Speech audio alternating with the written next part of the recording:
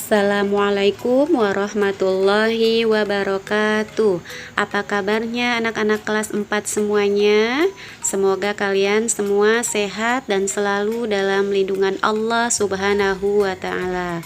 Anak-anak, hari ini kita sudah sampai pelajaran keempat dengan tema bersih itu sehat.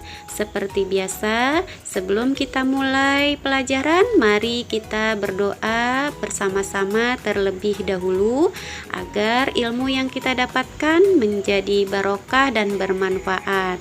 Bismillahirrahmanirrahim. Raditu billahi rabba wa bil islami dina wa bi muhammadin nabiyya wa rasula.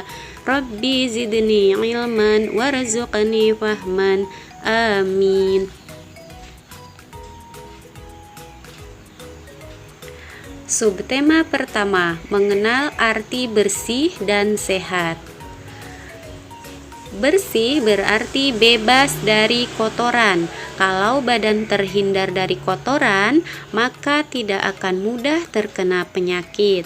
Sedangkan suci artinya bebas dari najis. Najis adalah sesuatu yang membuat kita terhalang dalam beribadah. Contoh najis diantaranya adalah air liur anjing, darah, air kencing, tinja atau kotoran. Misalnya, kalau kalian terkena kotoran ayam, maka kita tidak boleh melaksanakan sholat karena di badan kita ada najis yang menempel. Najis tersebut harus disucikan atau dibersihkan terlebih dahulu. Najis sudah pasti kotor. Kotor belum tentu najis. Contohnya, kalau ada lantai yang kotor terkena tanah dan debu, itu masih dikatakan suci karena kotornya tidak mengandung hal-hal yang najis. Beda kalau ceritanya ada lantai yang terkena air kencing anak bayi, ya, maka lantai tersebut najis dan tidak boleh digunakan untuk beribadah atau untuk sholat, kecuali setelah lantainya dibersihkan atau disucikan. Misalnya lagi, kalau baju kita terkena air kencing cicak, ya, berarti terkena najis dan tidak boleh digunakan untuk sholat, ya, karena tidak suci. Nah, bagaimana cara membersihkannya? Cara membersihkan najis yaitu dengan mengguyurkan air pada benda atau hal-hal yang terkena najis.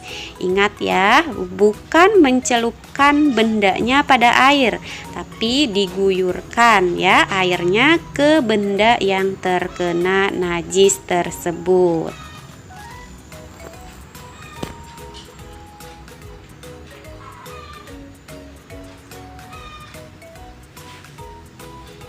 Sekarang kita belajar tentang hadas. Hadas adalah keadaan diri yang tidak suci sehingga tidak dapat melakukan ibadah. Hadas terdiri dari dua macam, hadas kecil dan hadas besar.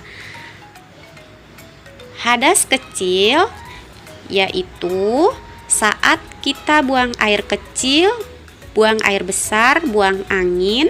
Setelah buang air kecil atau besar atau buang angin, maka wudunya batal. Jika akan beribadah, harus mensucikan diri dulu. Caranya dengan berwudu kembali. Yang kedua, hadas besar, ya. Contohnya, ya, contoh hadas besar adalah mimpi basah bagi laki-laki dan haid bagi perempuan. Cara bersucinya dengan mandi jinabat atau tayamum jika tidak ada air. Coba kalian perhatikan gambar berikut. Ada gambar anak yang sedang melaksanakan sholat. Kalau kita akan melaksanakan sholat, maka yang perlu kita perhatikan adalah badan, pakaian, dan tempat sholat kita harus dalam keadaan suci. Tidak boleh ada najis yang menempel di badan, pakaian, dan tempat sholat kita. Selain itu, semuanya juga harus dalam keadaan bersih, bukan hanya suci, karena kita akan menghadap Allah Subhanahu wa Ta'ala. Tidak pantas kalau kita menghadap Allah dengan pakaian atau tempat yang tidak bersih. Jangan lupa juga kita harus selalu menjaga kebersihan tubuh, karena Allah menyukai orang-orang yang bersih. Bersih itu indah, dan hidup bersih akan membuat kita sehat. Penyakit tidak akan mudah menyerang orang-orang yang menjaga kebersihan.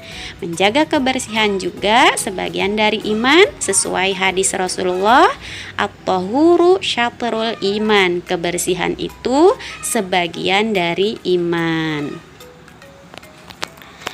Subtema kedua, aku senang berwudu. Anak-anak pasti sudah tahu ya berwudu itu bagaimana. Kita perlu berwudu sebelum sholat dan membaca Al-Quran. Tata cara wudu tentunya diawali dengan niat. Anak-anak pasti sudah hafal ya niatnya. Yuk kita baca sama-sama. Bismillahirrahmanirrahim. Nawaitul wudu'a li raf'il hadasil asghari fardhan lillahi ta'ala.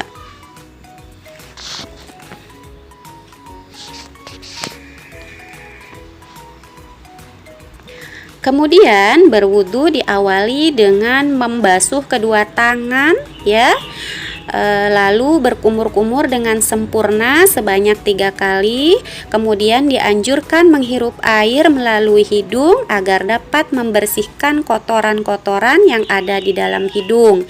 Lalu kita wajib membasuh muka kita dengan sempurna ya, sebanyak 3 kali.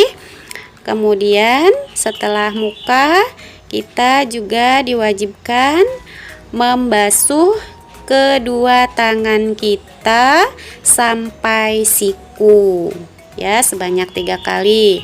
Selanjutnya mengusap sebagian kepala ya, lalu mengusap kedua telinga kita ya, yang kanan dan kiri.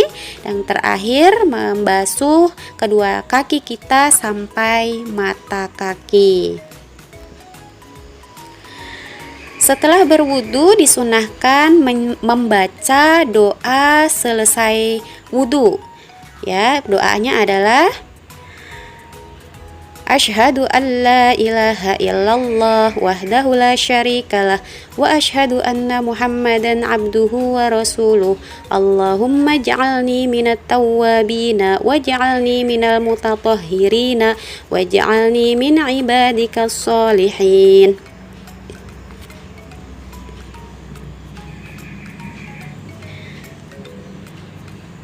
Ayo belajar tayamum. Tayamum adalah cara mensucikan diri selain berwudu. Boleh tayamum jika 1.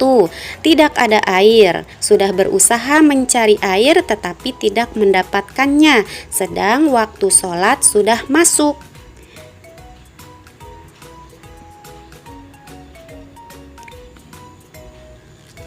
Kedua, sedang sakit. Apabila terkena air, bagian anggota wudunya akan bertambah sakitnya menurut keterangan dokter. 3. Dalam perjalanan atau musafir dan sangat sulit mendapatkan air. Cara tayamum. 1. Berniat tayamum untuk melakukan sholat fardu. Niatnya adalah nawaitut tayammuma listibahatis sholati fardhan lillahi ta'ala.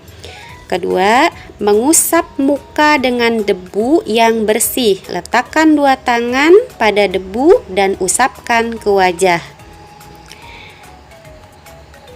Ketiga, mengusap 2 tangan sampai siku dengan debu yang bersih.